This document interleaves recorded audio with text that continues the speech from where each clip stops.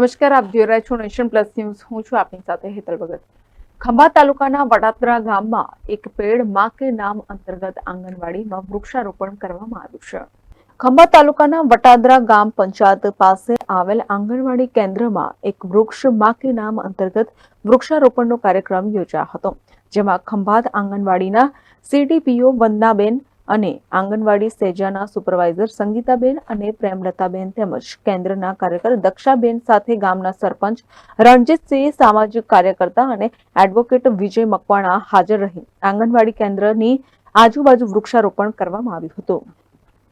Hiren Shah, nation plus news, Khambhat.